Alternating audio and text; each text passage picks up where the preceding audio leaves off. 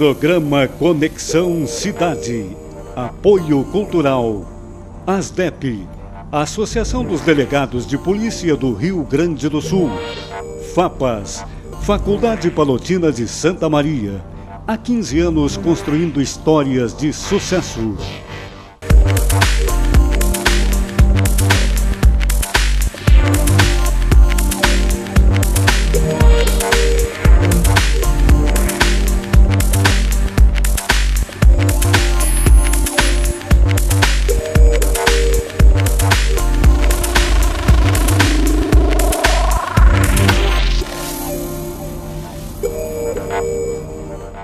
Estamos iniciando mais um Conexão Cidade, esse programa da TV Santa Maria que você assiste pelo canal 19 da NET.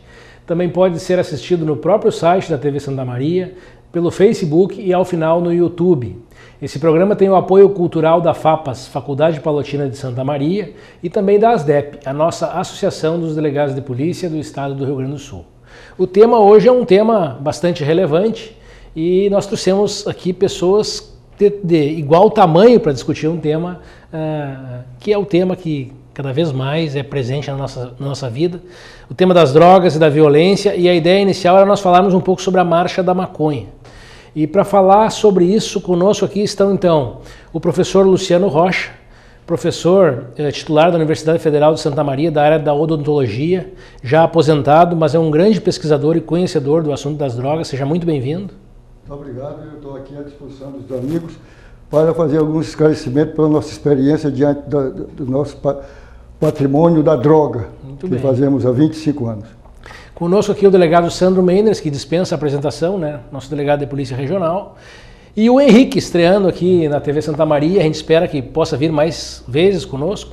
O Henrique Azevedo é defensor público da União, quase gaúcho honorário já. Isso. Ou não, Henrique? Quase gaúcho, estou aqui há 11 anos, o meu irmão está aqui há muito mais tempo, vim para cá por causa dele, que acabou trazendo toda a família, então eu diria que um gaúcho de coração. O Henrique, então, trabalha na Defensoria Pública da União e é professor aqui na FADISMA também, na cidade de Santa Maria. Então, eu queria introduzir o assunto das drogas, falando sobre o trabalho que a gente tem na área policial, né, e da maneira que eu vejo o trabalho da polícia sendo desenvolvido hoje, porque a gente vê as polícias prendendo e repreendendo pessoas, né. Eu estou aí em Santa Maria há muitos anos já, eu fui delegado regional antes do Sandro, o Sandro era delegado da DEFREC. A delegacia do delegado Sandro, que tratava dessa questão das drogas, é uma das delegacias mais operativas do Estado. Talvez não, eu tenho certeza que nós nunca aprendemos tanta droga, tantas armas, tantas pessoas como nessa gestão aí, que começou lá comigo e o delegado Sandro trabalhava junto e agora ele é o delegado regional. Eu lembro que quando eu vim para Santa Maria nós tínhamos uma penitenciária aqui para 250 pessoas, lá embaixo da Duque de Caxias, lá. Depois foi reformada, passou para 500 pessoas. Nós tínhamos 250, não coube mais. Depois para 500, não coube mais. Graças a uma iniciativa do Dr. Brususca, nós conseguimos essa penitenciária nova no Santo Antão. E hoje nós temos mais uns 700 lugares ali. E nós estamos com os 700 do Santo Antão, com os 500 da penitenciária e mais alguns lugares aí onde se serve também para o regime aberto, semiaberto, do sistema prisional, tudo infartado, cheio de gente presa. E o sistema está lotado. E o sistema lotado. E em Porto Alegre, delegacias cheias, enfim, nós estamos com um problema sério. Ao lado disso, nós vemos que cada vez mais o sistema prisional ele está ligado com as drogas e com todos os outros crimes, ou seja, é a economia do crime circulando em torno das drogas. E como eu disse, as polícias vêm prendendo e repreendendo. E eu lembro que quando eu assumi na Delegacia Regional de Santa Maria, aqui em 2011, naquele ano nós tivemos 29 homicídios no ano. 29 homicídios. Durante os últimos 5 ou 6 anos, nós prendemos e repreendemos pessoas como nunca tínhamos prendido e cada vez mais prisões, né? Cada vez mais drogas sendo apreendidas. E no ano passado nós tivemos 66 homicídios em Santa Maria. E por que eu falei nos homicídios? Porque os homicídios estão ligados diretamente com essa questão das drogas, do sistema prisional, enfim, como eu disse, a economia do crime funcionando. Então me parece que enquanto polícia nós somos muito eficientes, considerando que a Polícia Civil tem o efetivo da década de 80 Em 1980 nós tínhamos um efetivo similar ao que nós temos hoje. Considerando que a Brigada Militar tem também cerca de metade do efetivo que precisava, as polícias são muito eficientes, mas eu infelizmente não consigo enxergar a eficácia social disso. Então me parece que a política de segurança pública, se ela existe, ela está desfocada em algum momento. Então eu queria introduzir o tema assim, eu acho que dá para começar com o delegado Sandro, só para ele tocar nessa questão das prisões e da droga. Bom, queria cumprimentar os demais debatedores e dizer que é um prazer, esse assunto é sempre importante, acho que tem muita contribuição que se pode levar a quem pode mudar essa questão, para quem pode alterar, para quem pode mexer na lei quando isso for necessário. A política de combate às drogas é uma política que ela tem fracassado ao longo do tempo, em virtude dessa mesma razão que o Marcelo colocou, que é a questão de que a polícia prende, as apreensões aumentam, mas a economia do crime, as organizações criminosas envolvidas no crime do tráfico de drogas, nessa criminalidade organizada transnacional que vem crescendo dioturnamente, nada altera, pelo contrário, né? Essas apreensões acabam de uma certa maneira também contribuindo para o avanço da criminalidade organizada, porque o produtor continua produzindo mais, ele já vendeu esse produto, já colocou esse produto no mercado, ele vai receber o pagamento disso que foi apreendido. Então, mesmo com o trabalho da polícia, a economia está girando, né? O lucro da atividade criminosa, ele não cessa, porque o crime não é o produtor que vai ter o prejuízo, é alguém no meio da cadeia da distribuição da droga, que é uma rede muito organizada, muito bem estruturada, que acaba tendo esse prejuízo com as ações que a polícia faz. E o que a gente tem percebido nos últimos, vamos dizer assim, os últimos 10 anos, talvez seja mais evidente esse quadro. As apreensões, elas aumentaram exponencialmente no Brasil, na América do Sul, nos Estados Unidos, na Europa, na Ásia. É um fenômeno mundial do incremento das apreensões. E mesmo assim, cada vez mais, a gente vê que a rede de produção de drogas se aparelha, se estrutura e continua dando conta desse mercado. O que acontece? E aí entro na discussão do que está acontecendo no fenômeno do Brasil. O Brasil hoje virou um ponto, vamos dizer assim, nevrálgico na questão das drogas. Primeiro, um grande mercado consumidor, indiscutivelmente. Segundo, é um grande corredor de drogas, né? As drogas que vão para os Estados Unidos, para a Europa, grande parte delas passam pelo território nacional pela logística, né? E isso que hoje a África também é abastecida por drogas que passam pelo Brasil, provenientes dos países produtores que são vizinhos nossos e acabam indo para a África também. Então nós temos um papel muito importante. E além disso, hoje já há uma grande produção de drogas no Brasil. Então nós temos 3 fatores, né? Nós estamos produzindo aqui também. No Nordeste se produz muita maconha, no Norte também se produz muita maconha. E já há produção de drogas sintéticas, há produção de crack, Brasil afora, em todos os estados nós vamos encontrar produtores de crack que fazem isso no território nacional. Então é uma cadeia muito bem elaborada nessa questão. Por outro lado, eu gosto de fazer um comparativo, antes de mais nada, até para defender a minha posição. O Uruguai é vamos dizer assim, um laboratório que nós temos aqui próximo da gente, que permite que a gente olhe para ele e consiga visualizar mais ou menos como é que funciona essa mecânica, né? Da liberação de determinadas substâncias. Lá há uma liberação diferenciada do que se propõe fazer no Brasil, aonde vai se produzir, o controle que vai ser feito em razão das pessoas que produzem, quem pode produzir. E no Uruguai, o que chama a atenção agora? As apreensões que estão acontecendo nas estradas gaúchas, que tem como destino as cidades circunvizinhas da fronteira com o Uruguai, aumentaram cerca de 10 vezes. Nos últimos dois anos, mais ou menos. E apreensões de maconha. Por que isso?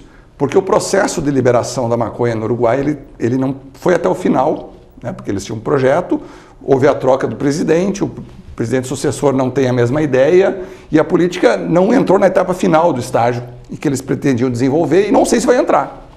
Então ficou um projeto meio capenga. Por que aumenta lá a questão do consumo, a questão da comercialização, e por que continua tendo droga ilícita, e por que aumentou isso? Porque, na verdade, toda vez que há uma liberação, se essa liberação não for feita sob controle, automaticamente não funciona. Um país hoje com um território liberal em relação a alguma droga vai atrair um mercado consumidor absurdo. Exemplo do que acontece na Holanda, que restringiu, que tentou pelo menos restringir, não restringiu adequadamente, porque não há, efetivamente, indo lá, a gente vê logo que não há um controle que se diz, que a literatura coloca, né? Segunda questão, no Uruguai, nós temos um povo diferente do povo brasileiro, um povo com uma cultura mais acentuada, um controle maior, um sentimento maior de respeito ao sistema e às normas vigentes. No Brasil, é uma dificuldade muito grande. No Brasil, nós temos um sistema combalido, um sistema prisional que não funciona, nós temos uma educação de descumprimento generalizado dos comandos vigentes, ou seja, o brasileiro não cumpre regra, não cumpre norma. Então, e eu já vou começar colocando aqui essa situação. Se nós liberarmos hoje maconha no Brasil, nós vamos ter 3 problemas. Primeiro problema, como é que nós vamos fazer a liberação? Se nós fizermos a liberação aquilo que o Supremo Tribunal Federal pode vir a fazer quando terminar de decidir aquele processo que tramita lá, vai haver o quê? Vai haver uma liberação para o consumidor, mas vai continuar existindo o tráfico de drogas e o tráfico da maconha. Então nós vamos ter o quê? Uma possibilidade de consumo liberada, mas uma restrição à venda e ao abastecimento do produto. Consequentemente, nós vamos ter um maior número de consumidores, uma dificuldade maior probatória para nós, Marcelo, que somos, né, dos órgãos persecutores do Estado, de caracterizar a questão do crime de tráfico de drogas, até porque o pequeno traficante é aquele que vende próximo das residências, próximo das escolas, das universidades, sempre carrega pequenas quantidades, e isso pode confundir um pouco o mercador com o consumidor. Nós vamos ter um outro problema gravíssimo, que vai ser o aumento vertiginoso do consumo, que muitas pessoas hoje têm medo de consumir porque ainda existe uma pecha, existe um estigma, existe um rótulo do maconheiro, né? A gente sabe que as pessoas se escondem um pouquinho atrás disso, embora já passou bastante, já mudou muito esse cenário, ainda tem pessoas que têm esse receio. E o risco é que as crianças comecem a consumir mais cedo isso também, no momento em que não vai ter mais nenhuma restrição a essa questão. Bom, outro fator que eu considero perigoso. Se nós tivermos, por exemplo, uma liberação aos moldes do projeto do deputado Jean Willis, né, aquele projeto não me explica adequadamente de que maneira nós vamos controlar a produção da droga. Ele está regrando uma situação, mas ele não está regrando exatamente como é que vai ser a produção e a colocação nisso no mercado. Quem é que vai produzir? Aonde vai produzir? Quem vai fiscalizar? E de que maneira isso vai ser vendido? E aí eu vou para deixar os outros falarem, né, eu vou colocar o meu terceiro argumento. Por que nós temos hoje o problema do contrabando do cigarro no Brasil? O cigarro é uma droga também, é lícita e ela é permitida, é vendida em qualquer lugar. Por que 50% do cigarro consumido no Brasil vem do Paraguai? Ou é produzido clandestinamente? Porque a carga tributária colocada em cima é absurda. Então, se quiser liberar maconha no Brasil, tem que liberar todo o processo, toda a cadeia e não pode tributar. Se tributar, toda medida é inócua. Eu vou lhe deixar por último. O Henrique vai nos colocar a tua posição, Henrique, mas eu queria que tu falasse um pouquinho também sobre essa questão da marcha da maconha, o que está em jogo nisso. Primeiro também cumprimentar os debatedores e agradecer o Marcelo o convite, é uma honra estar aqui participando do programa. Lamento o programa não poder ter esse foco da marcha da maconha, porque eu acho importante esse debate para possibilitar que a sociedade venha discutir a questão da proibição ou não da maconha, ou da penalização ou não da maconha. É importante trazer isso ao debate. A sociedade civil precisa debater esse assunto. Só para a gente destacar que o Henrique diz é que, na verdade, nós tentamos trazer alguém da organização da Marcha da Maconha para conversar aqui e não conseguimos, né? E um assunto que eu tenho pesquisado bastante é que hoje nós estamos em uma outra era. Todos os nossos parâmetros, paradigmas que tínhamos até um tempo atrás não existem mais.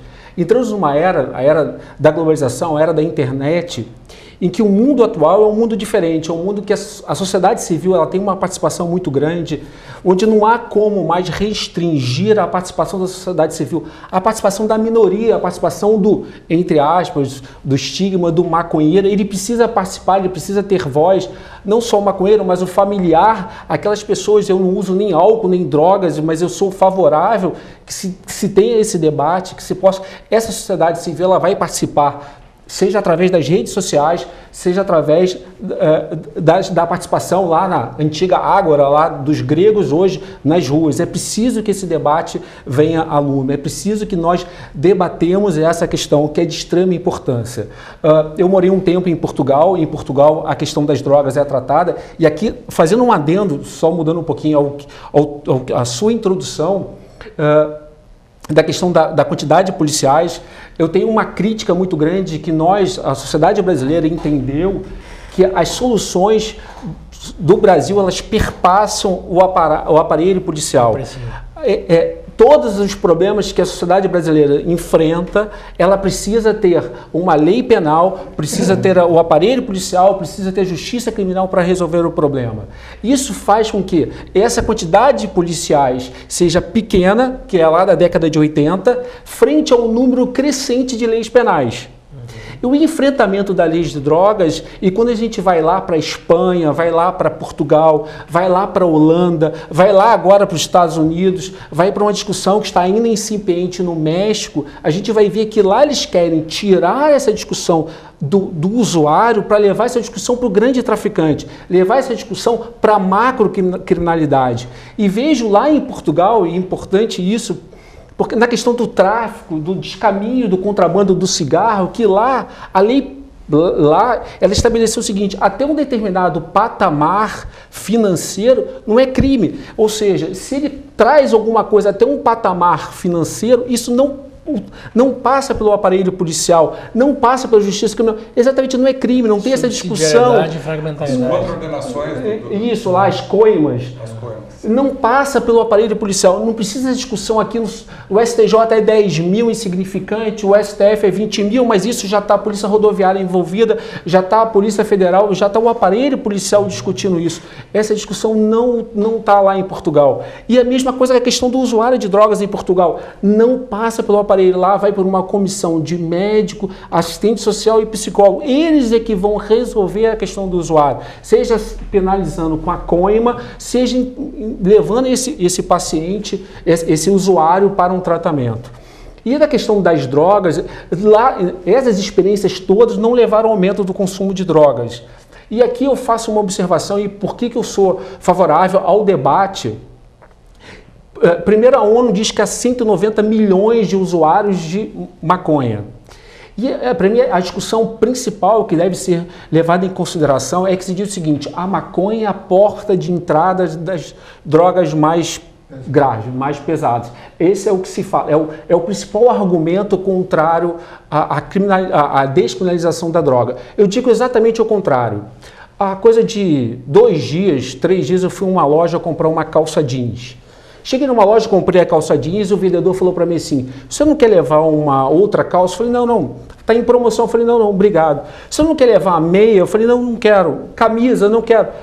Não quer levar uma cueca? Eu falei: não quero, só quero a calça.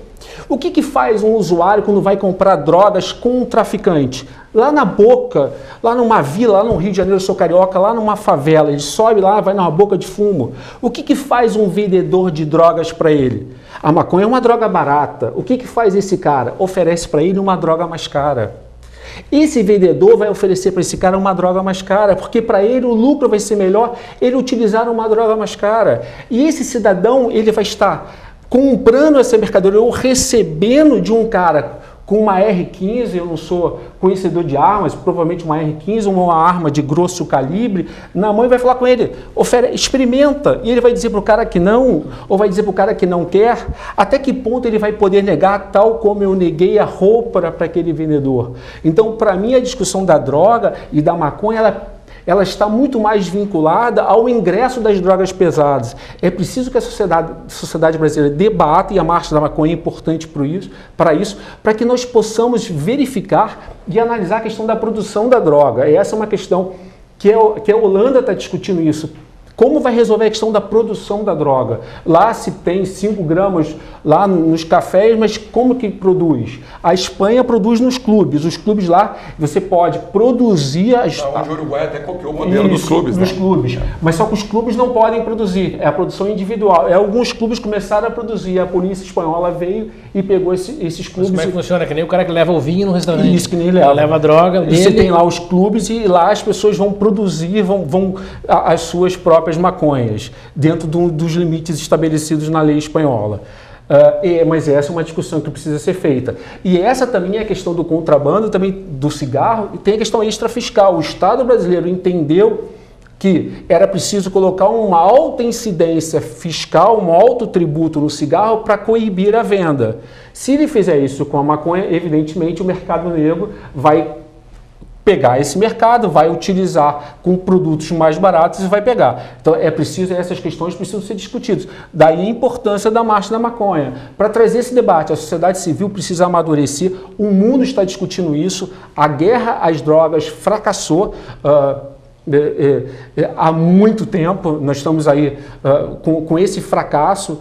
Lembro que no Brasil a maconha, ela iniciou com um debate também, e a maconha era uma droga que ela foi proibida porque era uma droga de origem, de uso de pessoas pobres, mexicanos, no Brasil africanos, escravos, e que no Brasil alguns médicos, alguns psiquiatras diziam que o escravo, quando usava maconha, ele ficava indolente, ficava preguiçoso e não fazia o trabalho decentemente. Então é preciso discutir essas questões com mais calma, a sociedade precisa debater, daí a importância da Marcha da Maconha.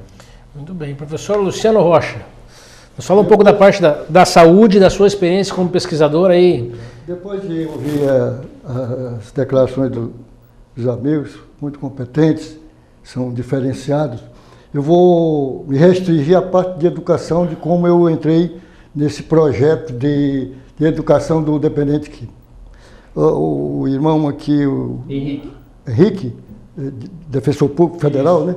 Ele fala bem a respeito da maconha.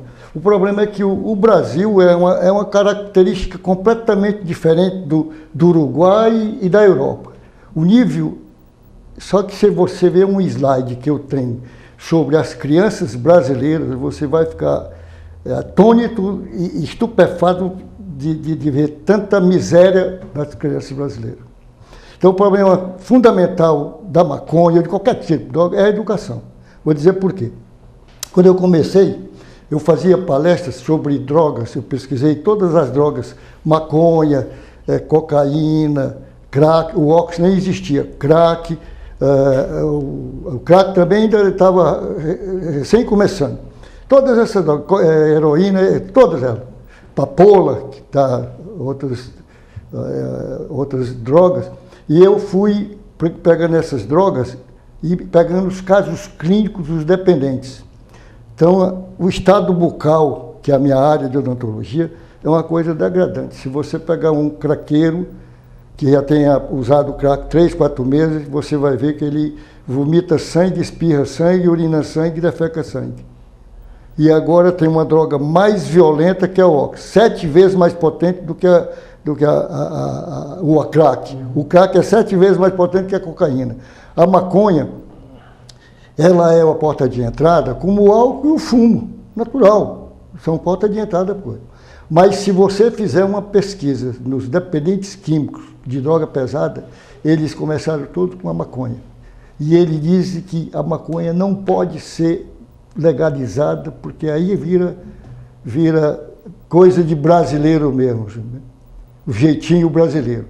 Então, as palestras que eu dou com motivação de impacto, com a utilização de qualquer droga, desde o fumo desgraça a nicotina, desgraça todos os tecidos de sustentação do dente, causam piorreia. Piorreia é aquele amolecimento do dente que às vezes não precisa nem ele extrair, bota um chiclete bola, mastiga, o dente sai de paraquedas, sabe? Então eu acho que vocês têm toda a razão do ponto de vista de autoridades, de coibir, mas a minha parte que eu tenho obtido sucesso desde as crianças, que eu comecei com as crianças aqui em Santa Maria.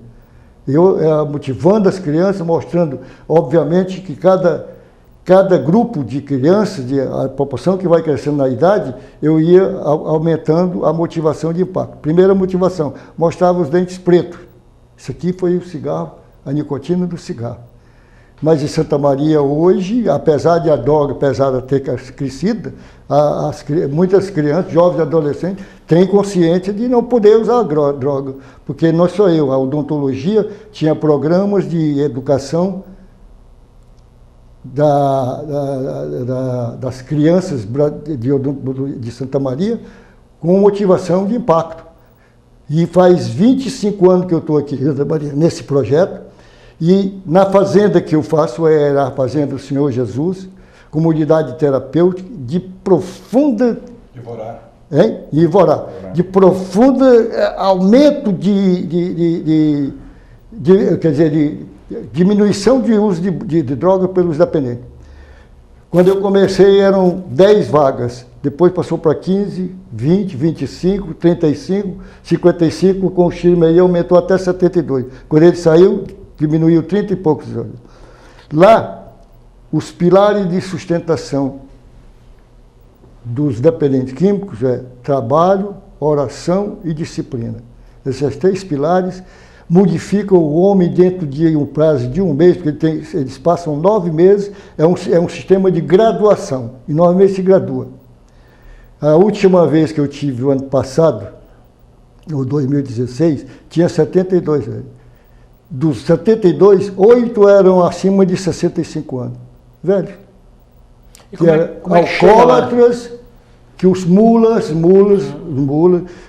você falou muito bem, mas o problema é o seguinte, a estratégia dos traficantes dá de tapa nas estratégias do Moro, do Supremo Tribunal Federal, porque o PIB dele é maior do que o dos Estados Unidos. Né? Em dinheiro, em dólar, assim. Então eles fazem tudo, os mulas vão lá, botam, agora com o Ox, ele bota só um pozinho na bebida, o cara está lá com você e bota a bebida, dois tragos que ele tomar com 2 pitadas de coisa, está viciado. Tem um psiquiatra argentino que diz que a droga, desde a maconha até o Ox, que na escala de potência, ela registra no cérebro e nunca mais o cara esquece. Outro aspecto importante da educação é que as famílias têm que ser educadas, porque 90% dos dependentes químicos começam em casa. Problemas são de casa. Não é na rua, é em casa, sabe? O pai é alcoolista ou é alcoólatra, a mãe também bebe, e aquilo ali vai utilizando.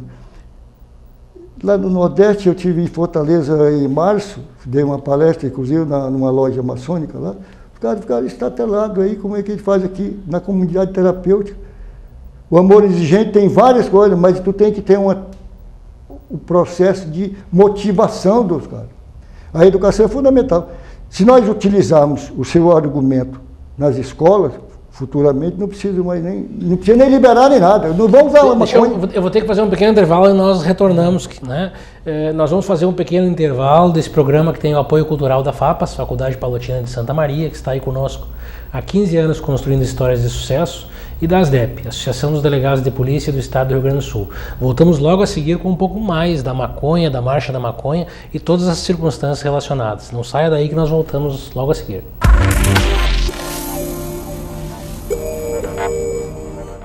Programa Conexão Cidade. Apoio Cultural. ASDEP, Associação dos Delegados de Polícia do Rio Grande do Sul. FAPAS, Faculdade Palotina de Santa Maria. Há 15 anos construindo histórias de sucesso.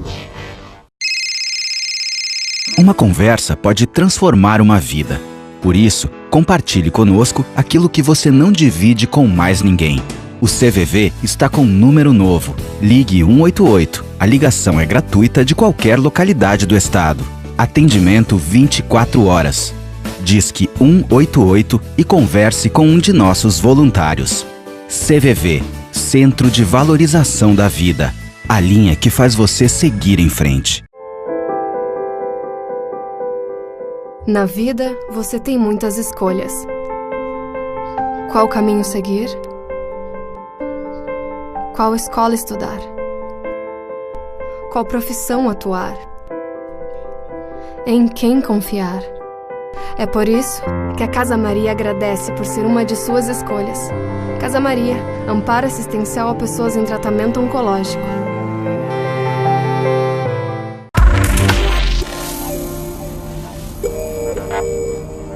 Retornamos no Conexão Cidade, esse programa da TV Santa Maria que você assiste pelo canal 19 da NET.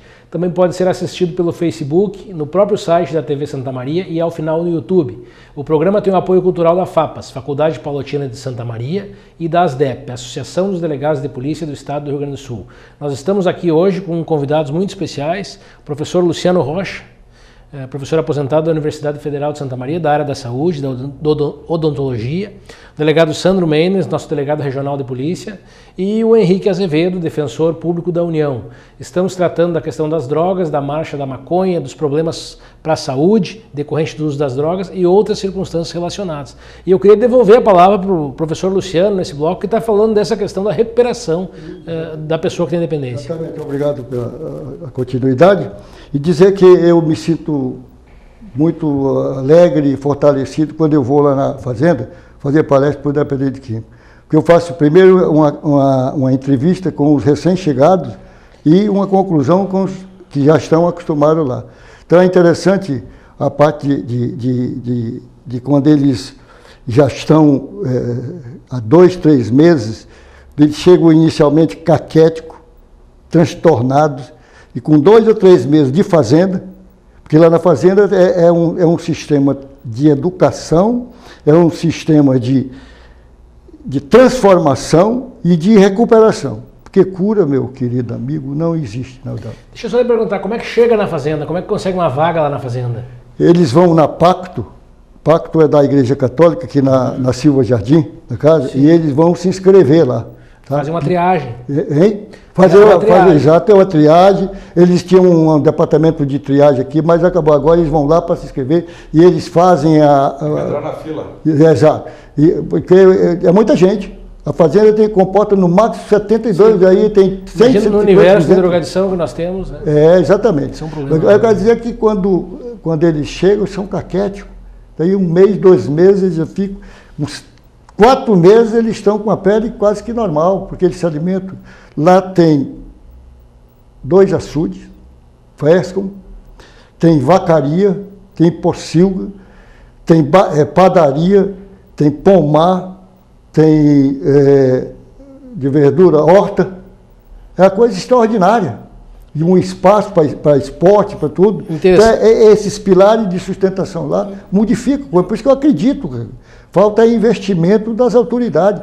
Se fizer várias fazendas com dinheiro que desviaram ali, em todo o Brasil, nós vamos diminuir consideravelmente a utilização da droga. Interessante o que o senhor disse, que não tem cura, que tem tratamento. Tem recuperação. A cura, porque é o seguinte, eu digo que as famílias ali, que às vezes a gente recupera na fazenda, ele sai com uma força de vontade, uma determinação de não cair mais. Mas chega em casa, qualquer coisa que ele faça de, vamos dizer, exacerbe qualquer situação, a mãe ou o pai chega, joga para ele, mas o que tu foi fazer na fazenda? Não aprendeu lá nada, não?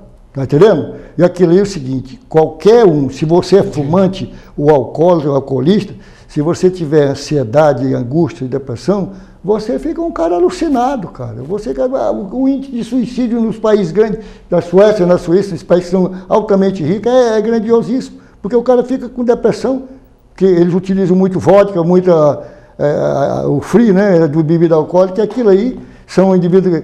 Então, esses pacientes que recaem, a família contribui largamente para eles caírem, porque ficam chamando a atenção, eles ficam com angústia, com ansiedade, com depressão e voltam para lá. Só um complemento ao que o professor falou, o que eu volto a falar é que o que eu desejo é um debate, e contra-argumentando ou até complementando, mais especificamente, a questão da campanha anti-tabagismo. O Brasil conseguiu, com políticas, reduzir drasticamente a quantidade de fumantes no Brasil. Em contraponto, o Brasil, hoje a gente vê um aumento de incidências de pessoas com AIDS, porque as campanhas de preservação pararam. No início, o Brasil conseguiu diminuir a quantidade de pessoas se contaminando e posteriormente as campanhas pararam, e hoje a gente vê entre jovens novamente as pessoas se contaminando e entre pessoas mais velhas também, com a questão do Viagra, as pessoas também se contaminando, porque o país parou de fazer campanhas de preservação, políticas de informação. E a mesma coisa que eu acredito que deve ser feita, em paralelo à discussão da maconha ou a sua liberação, a sua despenalização, seria campanhas informativas. Eu acho que o Estado precisa fazer políticas informativas e, ao mesmo tempo, criar estruturas de tratamento, para que essas pessoas possam sair da questão do uso da droga. Até para complementar essa questão, né, eu acho que todos os palestrantes têm, todos os debatedores aqui estão na mesma ideia. Educação. A questão da educação. Ou seja, por que as pessoas hoje se envolvem com drogas? Está faltando a base da estrutura de todos. Está faltando a família é uma instituição que fracassou há algum tempo, está tendo dificuldade de lidar com essas novas tendências, com essa nova modalidade de fatos que acontecem. É Bauman que dizia, né, que nós vivemos um tempo onde nós não estamos mais no velho tempo e não estamos ainda no novo tempo. A gente está numa espécie de um limbo entre os tempos. Exatamente. Então o que acontece? Nós precisamos, concordo plenamente, a gente precisa discutir, mas a temeridade das questões é muito grande. Por quê? Eu acho que o processo de despenalização, a lei de 2006, ela andou bem, no sentido de, pelo menos, nesse aspecto do usuário, do dependente, que é um doente, que precisa ser tratado pela rede de saúde pública, que não é tratado porque a rede não consegue dar assistência e não há interesse nenhum do governo ou dos governos em investir no tratamento dessas pessoas. E aí nós ficamos com um problema, nós ficamos com um doente dependente de drogas que precisa sustentar o vício e parte para a criminalidade. Então é uma cadeia, né? É uma cadeia alimentar. Ela vai se retroalimentando com essas ações. Mas é necessária, né? Porque o usuário, esse que vai para o crack, ele acaba indo para... Mas eu só vou fazer um contraponto que o Henrique falou aqui com relação ao aspecto. Uma coisa é a realidade da violência do Rio de Janeiro, de São Paulo, talvez hoje de Porto Alegre, região metropolitana, da nossa realidade aqui em Santa Maria. Santa Maria tem um público jovem muito grande, a população jovem de Santa Maria é enorme, né? E há uma discussão muito grande e talvez um pouco equivocada. E aí talvez nós precisamos pensar isso, da questão que a maconha não faz mal para a saúde. Eu acho que esse é um fator que tem que ser bem pensado. Por que não faz mal? Quem disse que não faz mal? São pesquisas, aqui ou acolá, mas se nós formos analisar qual é a maconha, alguém já examinou, alguém já pesquisou, professor? A maconha que é vendida nas ruas da nossa cidade, ninguém pegou isso, levou para um laboratório e examinou essa maconha. Eu posso dizer, pela experiência, 18 anos trabalhando nessa questão, que a maconha que é vendida aqui na nossa cidade, e no Rio Grande do Sul, e no Brasil como um todo, ela é de péssima qualidade. Misturada com uma série de substâncias, acondicionada em locais completamente inóspitos, inadequados, contaminada por produtos agrotóxicos e a mais variada gama de produtos químicos que são utilizados no plantio, no preparo, né? Enfim, para que essa droga chegue em condições de ser comercializada aqui. Então, isso que tem que ser pensado. Essa maconha que nós consumimos aqui não é a maconha que é consumida na Holanda, por exemplo, nem é a maconha que é consumida no Uruguai, que há um controle de produção, enfim, de elaboração desse produto. E outro detalhe fundamental. Então, a maconha faz mal. O professor Luciano falou uma coisa muito importante. A imensa gama dos usuários de drogas, e eu, por trabalhar na Defrec por mais de 10 anos, né, apenas 2 casos que eu ouvi de pessoas que ficaram viciadas em crack e que nunca usaram maconha. E eu passei por centenas, talvez milhares de usuários de drogas nesse período. Todos eles começaram com a maconha. Então, veja bem, é indiscutivelmente hoje a porta de entrada. Porque ela tem um rótulo de não lesiva, ou de menos lesiva que o álcool, ou menos lesiva que o... mais barata, acessível e mais, né? Hoje, fumar maconha está dentro de uma normalidade, né? Hoje a gente encontra as pessoas fumando aqui na praça central da cidade. Quer dizer, a liberação do Uruguai contaminou um pouco o ideário do nosso povo. Não acredito. Vamos trazer um pouquinho o histórico da maconha. Primeiro, por que a maconha foi criminalizada nos Estados Unidos? A lei seca acabou e lá o responsável pela lei seca precisava ter uma droga para combater. E qual droga deveria combater? A marihuana, a droga dos mexicanos, e aí ele precisava criar um inimigo. E aí ele criou um inimigo. Ele utilizou a mídia, ele criou, por exemplo, filmes, a erva mata, a maconha mata, enfim, ele criou vários filmes, ele introduziu um psicótico, matou a família, ele disse que esse psicótico matou, e mais, ele criou uma contracultura, ele pegou artistas que utilizavam maconha e os prendia.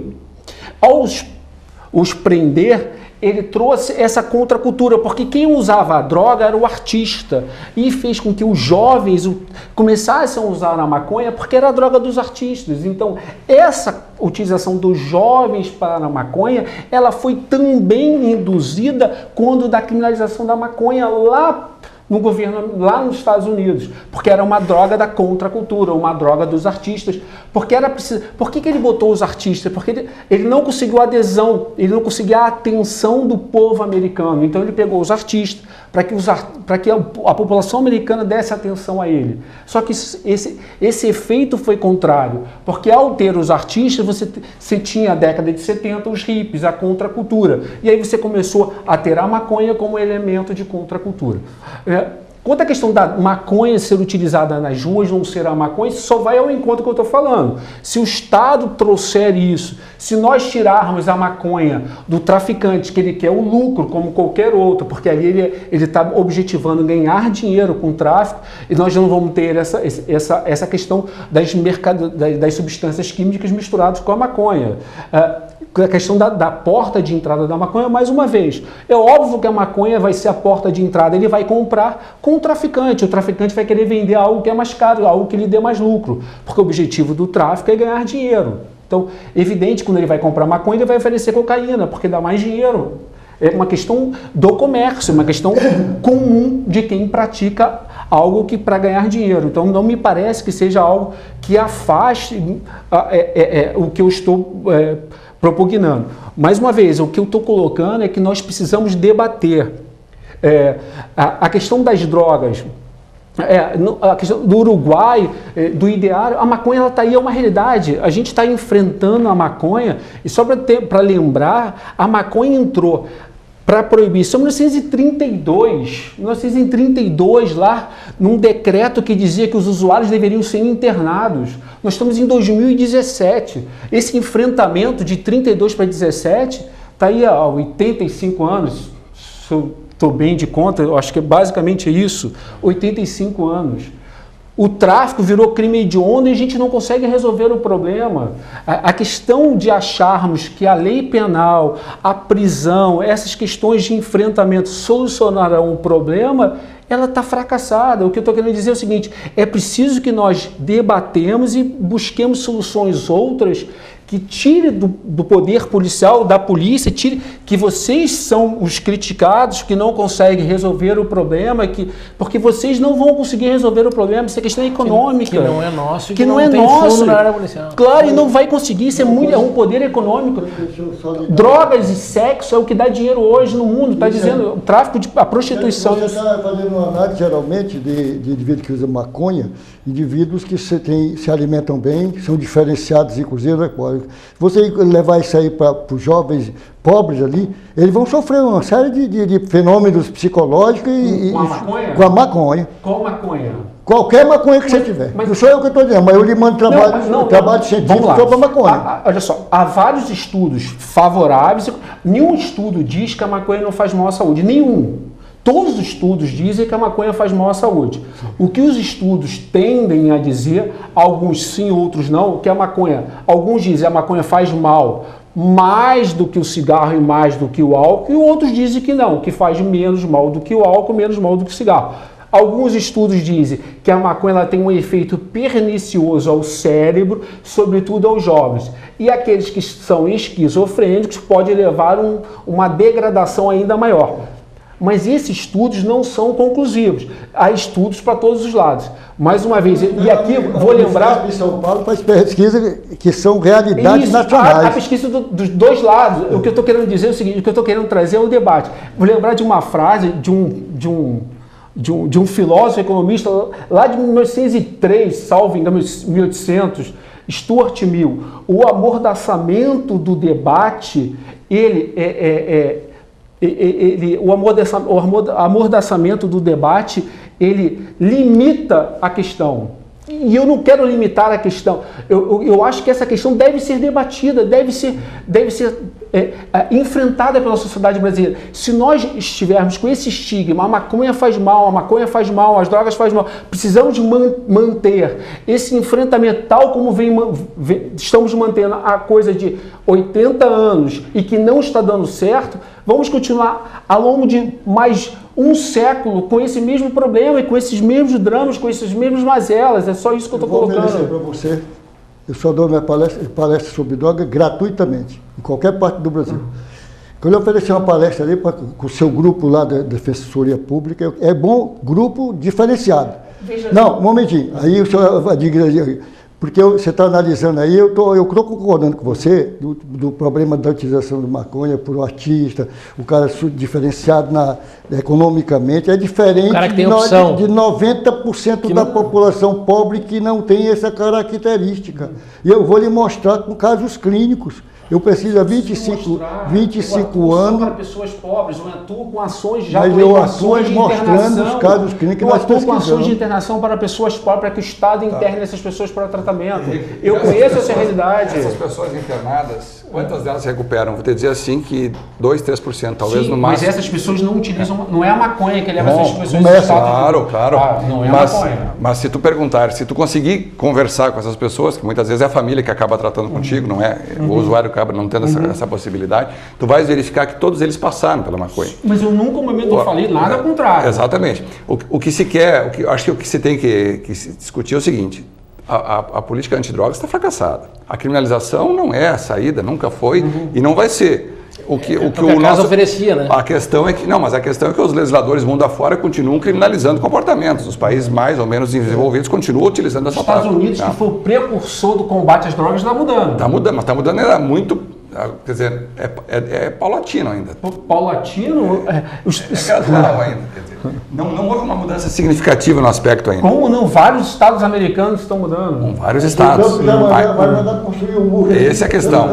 Nós temos agora um vetor diferente na questão da política americana que pode retroceder nesse aspecto. Varia de acordo com o governo. O que eu prego é o seguinte: eu não sou contrário à liberação, desde que isso seja feito com uma discussão muito séria. Sim, com certeza. E que, na verdade, se crie uma possibilidade de que em algum momento, por exemplo, vai ter políticas preventivas, vai ter controle sobre produção, porque se no Brasil fizerem como fazem tudo, nós vamos piorar o cenário que nós vivemos hoje. Muitíssimo. E vamos agravar mais a situação de nós que trabalhamos na segurança pública. Momento eu tô falando associado a esse corretamente, bota só o seguinte: o amor ao indivíduo, o amor da família, da sociedade e a educação é fundamental. Só resolve o problema das drogas no Brasil, independente da educação e o amor às crianças e aos dependentes químicos. Com amor se consegue. Eu só não consigo visualizar esse cenário no Brasil, se ele tem condições de piorar. No Rio de Janeiro, eu acho que não há mais condições de piorar. No Rio de Janeiro não há. As pessoas não conseguem mais sair das ruas. O poder econômico do tráfico, e esse poder econômico do tráfico, ele permite comprar um armamento, um arsenal de armas, hoje as pessoas não conseguem mais andar. Então essa piora, essa degradação do ambiente urbano me parece hoje impossível. O que me parece possível é discutir sem estigmas do maconheiro, sem estigmas do que isso faz mal ou isso faz bem. Me parece que a gente precisa discutir isso com clareza. Mas havendo essa liberação, nós não estaríamos, de certa forma, estimulando as nossas crianças? Você vai levar o filho na escola e vai chegar lá, vai ter um professor fumando maconha, vai ter um colega... Não, eu não estou dizendo... O que eu estou dizendo não é que libere. Veja bem, em Portugal não é penalizado, mas não é liberado. O que acontece em Portugal? Aquilo que a gente falou da coisa, até para o nosso público, que às vezes não entende, né? É uma multa, né? É uma multa. Apenas uma multa que o usuário acaba levando. Na verdade, aqui no Brasil, hoje, as penas para o usuário são uma advertência, prestação de serviço, uma medida de internação. Né? Mas só que não tem mais cadeia para o usuário. Só que ele tem um estigma de criminoso. E aí você tem uma questão de desemprego latente, e que esse desemprego ele não vai se resolver, as tecnologias estão aí que vão tomar os empregos, há pesquisas que em 10 anos 40% dos empregos vão sumir. Então, e essa questão do desemprego ela é uma questão, se você vai optar entre dar um emprego para um criminoso, alguém que tem uma anotação criminal, ou para quem não tem uma anotação criminal, você vai priorizar quem? Então, é uma questão que tem que discutir. Não, mas eu acho que tem que discutir. Eu acho que nós temos que avançar nesse sentido. Agora, eu tenho medo no Brasil da forma como isso vai ser feito. Não, eu também. Porque no momento, porque veja bem, se nós continuarmos a criminalizar o tráfico, nós vamos piorar a situação drasticamente, porque nós vamos liberar, todo mundo vai usar. E aí o tráfico vai aumentar. Mas isso não é verdade. Em Portugal não é verdade. Em Portugal não se aumentou. Em Portugal não se aumentou. Mas veja bem, deixa eu só bem assim, tem que ver o público, tem que ver o povo de Portugal. Mas não é o povo de Portugal. O nosso povo é diferenciado. Então, vamos voltar aqui. Nosso povo é diferenciado. Socialmente. Então vamos voltar para a questão do cigarro aqui. Quando houve uma política de informação, o que aconteceu com o cigarro? Bom, mas foram quantos anos fazendo isso? O que aconteceu com o cigarro? Política de educação. O que aconteceu com o cigarro? Eu concordo. Educação para qualquer um vai valer. O uso das drogas está aumentando. Mas não é o problema só da... Não, veja bem, a minha preocupação é que o tráfico continue sendo crime. Sim, tem que continuar, mas isso em nenhum lugar no mundo acabou. Tá, mas aí é o seguinte, mas tudo bem, então nós vamos continuar criminalizando a maconha. Isso, não, a maconha eu acho que precisa ser discutida. Bom, por isso que eu estou dizendo, eu sou contrário a que a maconha continue sendo tráfico e a liberação do uso. Então tem que liberar total. Isso eu acho que precisa ser discutido. Se ser liberado por um aspecto, só sob um olhar, nós vamos piorar a situação. Eu acho que precisa ser discutido. Mas a questão do aumentar... Não podemos criminalizar por um lado e continuar, veja bem, criminalizando o traficante e liberando para o usuário. Eu lembro que o senhor começou o programa dizendo assim, cada dia aumenta mais a quantidade de apreensão de drogas. O senhor falou isso, claro, que está cada vez aumentando. Então não é questão da proibição que está inibindo isso. Não, a proibição não inibe, porque o mercado é convidativo. Então é preciso discutir essa questão. O que eu estou colocando é preciso discutir essa questão. Alguma coisa está errada. Deixa eu colocar duas questões para a gente nos encaminhando para o final. O Supremo Tribunal Federal hoje tem uma ação em julgamento, né? Ela está suspensa desde que começou essa bandalheira aí que está ocorrendo há mais de um ano e que a gente vê um escândalo. Paralisou o Brasil e o Supremo Tribunal, mas até quanto eu me lembro tem 3 votos já favoráveis. Favoráveis não, mas 3 votos lá que dizem que um cigarro de maconha não fere saúde pública, então seria algo que não seria crime, mais ou menos isso. Tem significância, mais ou menos. Então, autolesão. O Supremo Tribunal Federal está caminhando numa linha de uma descriminalização ou de uma despenalização maior. E eu pergunto, para a gente fechar aqui, a questão da apologia do crime que poderia haver na Marcha da Maconha. Mas veja bem, eu acho que aí, Marcelo, a minha opinião pessoal, e eu sempre defendi essa ideia, eu acho que não é apologia ao crime, porque para ser apologia ao crime, eu tenho que ter o dolo de querer incentivar uma prática criminosa. E quem participa da Marcha da Maconha tem uma ideologia... Está defendendo uma posição. Defende uma posição que tem. Então, nesse aspecto, eu acho que criminalizar, nós estamos reprimindo a liberdade de expressão, o direito de se manifestação. Então, eu sou refratário a essa questão, né? E toda vez que eu fui em estado a me manifestar sobre isso, eu procurei denotar isso, para que esse movimento não ficasse criminalizado, porque senão cerceia o direito da pessoa se manifestar. E cada vez mais a sociedade vai debater essas coisas. E lembro que Joaquim Nabuco lá se manifestava contra a escravidão, as pessoas se manifestaram contra o aborto, as pessoas se manifestaram contra várias questões que o Estado entendia como certas e que, na verdade, ao longo do tempo, se mostraram equivocadas. Na verdade, eu coloquei a questão para a gente puxar o assunto, mas já tem decisões, inclusive, do Supremo com relação à Marcha da Maconha. A DPF 187. E com relação ao próprio aborto também, né? Mas, na verdade, eu tenho medo da decisão do Supremo. Eu acho que antes do Supremo bater o martelo nessa decisão, nós precisaríamos ter um processo legislativo construído com discussão pública, de especialistas. Para ver de que maneira vamos modular. Como é que vamos modular Acho que não podemos discutir isso só no campo do direito penal, só no campo da seara policial ou da persecução penal. Nós temos que trazer a saúde pública para discutir essa questão. Tem que pensar numa situação macro. Mas o Supremo, da questão da maconha, da liberação da maconha. A simples compreensão de que o princípio da insignificância, o princípio da alteridade, isso não vai resolver o problema. Mas me parece que está com participação da sociedade civil no Supremo. Mas essa ideia da sociedade participando no Supremo não é a atividade do Supremo legislar. Mais uma vez o Supremo fazendo o que não é papel dele. Então, eu acho que tem que ser construído legislativamente isso. É a melhor alternativa. Professor Luciano, o senhor fez mestrado em 1970. 70 e 71. O senhor está nessa área da saúde aí? Mas eu estou sempre em dia com drogas e odontologia. Então eu vou lhe dar os minutos finais para o senhor fazer o fechamento do nosso programa. Dar o recado final. Essa discussão é bastante interessante porque toda discussão tem que gerar uma conclusão. Nós aqui debatemos, o público que está nos assistindo ele já vai começar a fazer umas ilações para montar as conclusões que deve ser.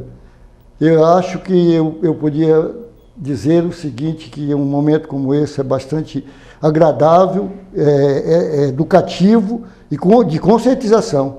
E a população brasileira precisa de motivação. A todas as minhas palestras sobre droga eu coloco drogas pesadas e suas consequências para o ser humano. E espiritualidade como motivação e conscientização para a recuperação. Porque a droga não tem cura. Então nós temos que passar fundamentalmente a educação. Eu trato os dependentes químicos lá com carinho e tenho aprendido bastante com eles. Eu chego a fazer uma entrevista no final e digo, agora me dê a solução aqui, o que eu devo fazer contra a maconha ou contra a droga. Seja contra a liberação. Eles mesmos dizem. Então o próprio dependente que ele começou com a maconha, em casa muitas vezes, no cachimbo, do pai que fumava fumo, ele vai tomando aí. É assim. Então eu digo o seguinte, esse debate foi bastante interessante, tenho absoluta certeza que muita gente vai meditar, vai introspectar em sua consciência e vai conhecer-se a si mesmo da importância da discussão que nós fizemos aqui. Muito bem. E parabéns a esse programa, que é muito importante. É mais um Conexão Cidade, né? O tempo passa muito rápido. Discutimos aqui, acho que em alto nível, presenças muito importantes. É interessante verificar que tem a Universidade Federal de Santa Maria, Unifra, Fadisma, eu represento FAPAS e UBRA, né? Inclusive a FAPAS é a apoiadora cultural desse programa. E a gente vê que os operadores da sociedade hoje eles estão ligados, né? Muitas das pessoas que vêm aqui, elas estão ligadas aí à sociedade, de certa forma ao meio acadêmico. O Sandro está fazendo aí um mestrado lá em Portugal, tu estiveste em Portugal, o nosso professor aí da área acadêmica de pesquisa há muito tempo, eu também já fiz um mestrado, estou fazendo um doutorado na Universidade Federal de Santa Maria. Então cada vez mais a gente vê que a cidade de Santa Maria tem muitas cabeças pensantes aí que a gente precisa articular cada vez mais isso para o bem da sociedade. Então, só para agradecer aqui os participantes e fazer também um elogio ao professor aqui no introito, antes do programa, a sua participação e a sua história de vida nos é um ensinamento muito gratificante. Muito obrigado por nos trazer esse ensinamento. Obrigado, eu que aprendi com vocês, pela experiência aí. Queria aproveitar também, né, professor, para dizer que foi um prazer conhecê-lo, conhecer o Henrique também aqui, agradecer ao Marcelo o convite, acho que o debate foi bom, foi gostoso, né? E interessante quando a gente tem o contraponto das ideias, porque aí o assunto flui, né? E gera, vamos dizer assim, aquela polêmica que precisa passar. Eu lembrei da frase que eu queria... Esse filósofo ele diz que o amordaçamento do debate leva à infalibilidade do tema. E que o que a gente não quer, a gente na verdade quer o debate para que o tema não se esgote, para que ele possa ser levado à sociedade como um todo. Muito bem, é o Conexão Cidade, é um programa em que a gente aprende sempre, né? Eu aprendendo sempre com vocês, inclusive com o Sandro, cada vez que vem aqui, embora seja meu colega aí na Polícia Civil há quase 20 anos. Conexão Cidade, que vai terminando. Esse programa tem o apoio cultural da FAPAS, Faculdade Palotina de Santa Maria. Está aí conosco há 15 anos construindo histórias de sucesso. E também da ASDEP, Associação dos Delegados de Polícia do Estado do Rio Grande do Sul. Nós agradecemos muito a presença de vocês e agradecemos a quem está nos assistindo lá do outro lado da câmera.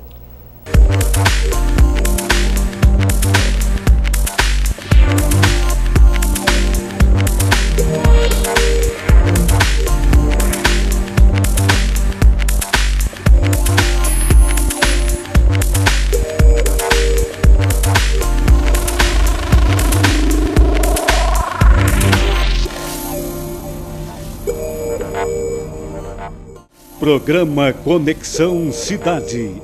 Apoio Cultural. ASDEP, Associação dos Delegados de Polícia do Rio Grande do Sul. FAPAS, Faculdade Palotina de Santa Maria. Há 15 anos construindo histórias de sucesso.